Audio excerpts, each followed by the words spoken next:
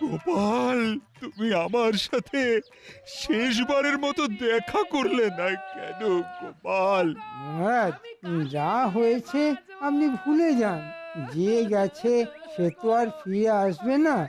আপনি কান্নাকাটি করলে আপনার শরীর অসুস্থ হয়ে পড়বে। যে বা যারা গোপালকে মেরেছে আমি তাতে ছাড়বো না, এই আমি বলে দিলাম। গোপাল, তুমি আমাদের একা করে চলে গেলে। গোপাল, তুমি আমাদের একা করে চলে গেলে।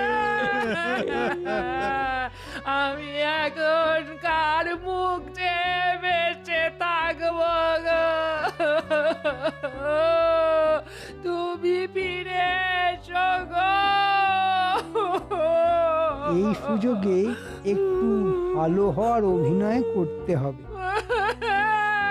গোপাল বউ, অত কান্নাকাটি করো না। কষ্ট কি আর আমাদের হচ্ছে না গো? আমাদেরও অনেক কষ্ট হচ্ছে। তুমি এত কেঁদো না গো। গোপাল নেই তো কি হয়েছে? এই রাজ্যের মন্ত্রী তো আছে। তোমার যা সমস্যা হবে আমাকে বলবে, আমি সাহায্য করব।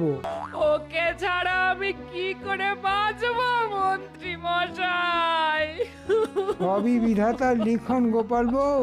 জন্মালে তো একদিন মরতেই হবে।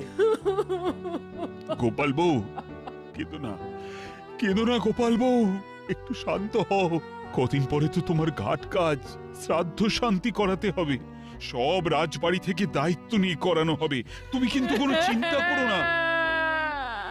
তুমি একবার ফিরে এসো।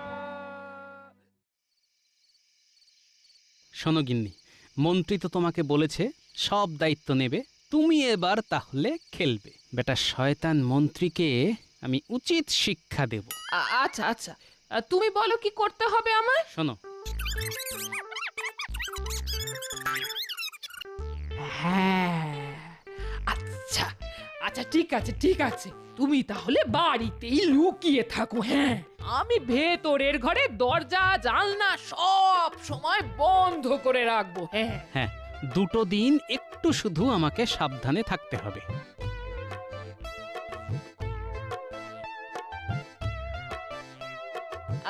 এই মন্ত্রী মশাই বাড়ি আছেন? হ্যাঁ, কে? গোপাল বউ, এসো এসো, বলো।